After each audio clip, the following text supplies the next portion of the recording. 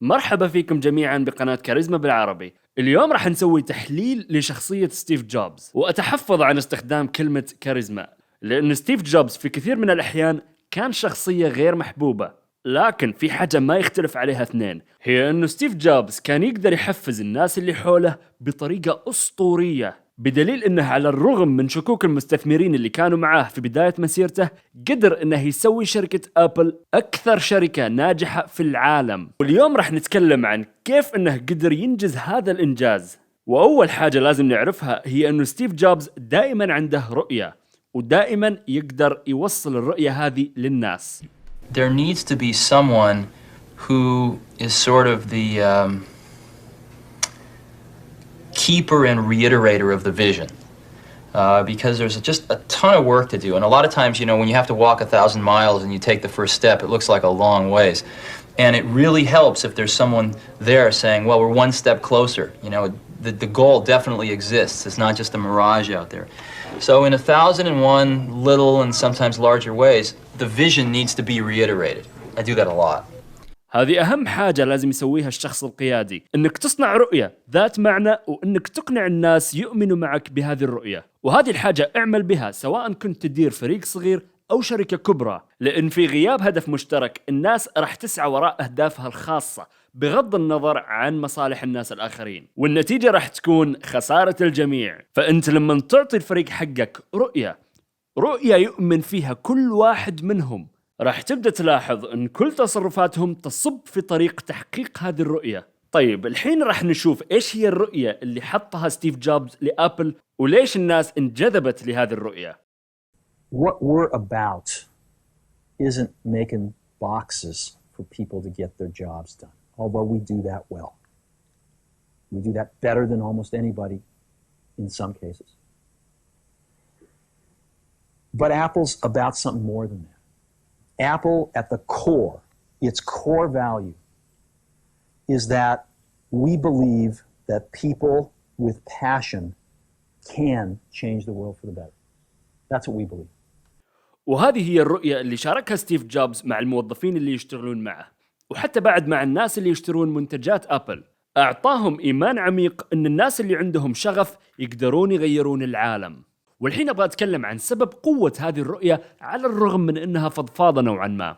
رقم واحد، أنها بسيطة. راح تلاحظ أنه أغلب الشعارات المستخدمة من أبل بسيطة، عادة ما تكون عدة كلمات أو حتى جملة واحدة بس. إذا تتذكرون الحملة الإعلانية حقة الآيبود كانت 1000 أغنية في جيبك، ولما ستيف جوبز قام يوصف الكمبيوتر قال عنه كأنه دراجة لدماغك.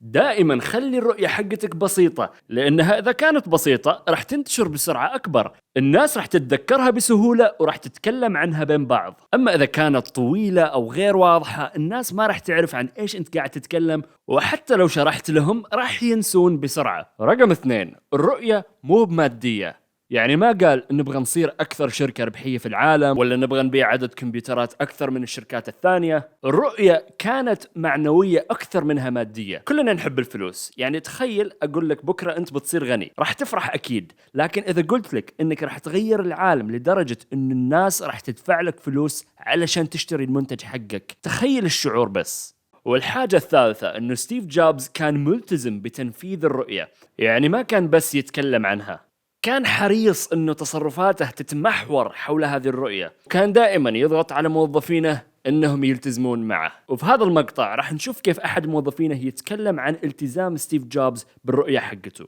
I have to say of all the people I've met, there was nobody, clearly nobody like Steve. When you were next to him and he was talking to you, you could feel the electricity in your body. You could feel his charisma. And it wasn't just because he was a cult leader or anything. You just actually could feel it, because I'm not necessarily a cult follower. And he made you feel, he could inspire you. He made you feel like you could do anything. And as long as you believed that, you really could do anything, as long as you're willing to sacrifice everything else. إذن هذا كان تأثير ستيف جوبز على الناس اللي حوله، خلاهم يحسون إنهم مو بس قادرين على تغيير العالم، لا برضو خلاهم يحسون إن كل شيء ممكن إذا كنت مستعد إنك تبذل الجهد المطلوب. كثير من الحاجات اللي كان يطالب بها ستيف جوبز كانت مستحيلة تكنولوجيا. حتى بعض المهندسين حقينا كانوا يقولون له التصاميم اللي تبغانا نسويها ما تنفع إلا في أفلام الخيال العلمي، لكن لما يشوفون تصميمه على تنفيذ رؤيته كانوا يتحمسون معه، وبالفعل كانوا دائما يحصلون طريقة لبناء الحاجات اللي يبغون يبنوها. هذه الثلاث نقاط اللي ذكرناها ساعدت ستيف جوبز إنه يصير شخصية قيادية ومؤثرة. لكن في حاجات ثانية كان يسويها ستيف جوبز، وأهمها أنه كان يتكلم بطريقة درامية. Son is, if you will, our friend, because they're going to spend their marketing money to convince people to move into the segment. But the minute they've made their choice to move into the segment, whether we've convinced them or Son has convinced them, Son and Next are mortal enemies. أعداء الإداء، كلمات ما تتوقع أنك تسمعها لوصف سوق كمبيوترات، لكن هذه الطريقة بالكلام تحمس الناس، وهذا الشيء اللي نجح ستيف جوبز إنه يسويه. In other words, if we zoom out at the big picture, it would be a shame to have lost the war because we've won a few battles. And I sort of feel like I and some of the rest of us are concentrating too much on the smaller battles. We have to and we're not keeping the war in perspective. And the war is called survival. مرة ثانية يستخدم كلمات زي النجاة والحرب والمعارك. كلها كلمات احنا نحس فيها كبشر. كلنا سمعنا او قرينا او حتى عشنا حروب ومعارك وصراعات، وكلنا نقدر نحس بمعاني هذه الكلمات، علشان كذا تكون مؤثرة جدا. وستيف جوبز ما يتردد في استخدام كلمات رنانة زي كذا مع موظفيه. Will Big Blue dominate the entire computer industry? The entire information age? Was George Orwell right? هنا ستيف جوبز كان يتكلم عن IBM وبيج بلو وكيف انهم كانوا مسيطرين على السوق في الثمانينات، ونقدر نلاحظ من طريقة كلامه انه يصورهم على انهم اعداء. وانا شخصيا ما احب هذه الطريقة، لكنها طريقة فعالة. دائما كان يحدد منهم الاعداء علشان يهزمهم، ومو بالضرورة يكون العدو شخص او شركة. في كثير من الأحيان كان ستيف يقول ان حاجات زي الروتين والتقليد هم اعداء للتطور، لدرجة أنه كان يوصف مستخدمين ويندوز بأنهم تقليديين، وأن أبل هي اللي تمثل التطور. وهذه أحد الأشياء اللي كانت تميزه عن غيره. إذن السر أنك تبدأ برؤية ذات معنى، ولكن بنفس الوقت بسيطة وواضحة، وحاول قدر المستطاع أنك تلمس مشاعر الآخرين باستخدام كلمات وتعابير رنانة.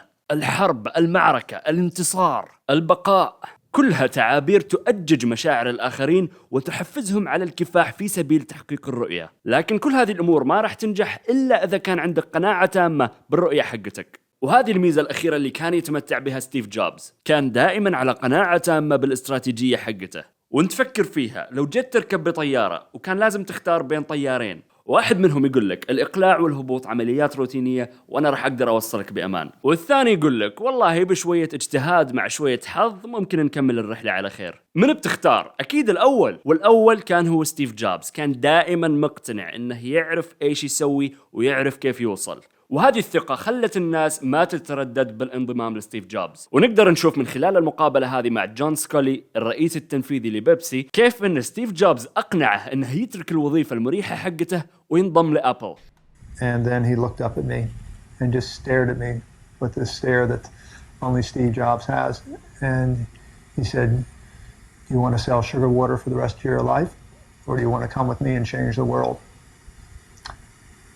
And I just gulped, because I knew I would wonder for the rest of my life, what I would have missed. بعبارة واحدة أقنعه أنه يترك شركته وينضم لأبل. وهذه هي قمة الكاريزما، لأنك ممكن تجلس مع شخص 5 ساعات وما يقتنع، لكن باختيارك للكلمات الصحيحة راح تكون مقنع بطريقة ما قد تخيلت أنها ممكنة أصلاً. وبسبب ضيق الوقت ما راح أقدر أتكلم عن كيف تنمي هذه المهارة، لكن إذا كنت مهتم قل لنا بكومنت وممكن نسوي فيديو عن هذا الموضوع في المستقبل إن شاء الله. لكن الحين أبغى أعرض آخر فيديو لستيف جوبز، ومن خلالها راح تشوف كمية الثقة اللي موجودة عنده. تلقاه ما يقول حاجات زي احتمال أو ممكن، لأن كلمات زي كذا تترك مجال للشك. وإذا كنت أنت كقائد شاك بنفسك فشيء طبيعي إن الناس راح تشك فيك. علشان كذا ستيف دايما يستخدم كلمات زي سوف وبالتأكيد. I really deeply appreciate all of the commitment that's in this room and with the people not in this room to turning this company around. This company is absolutely going to turn around. As a matter of fact, I think the question now is not can we turn around Apple. I think that's the booby prize. I think it's can we make Apple really great again.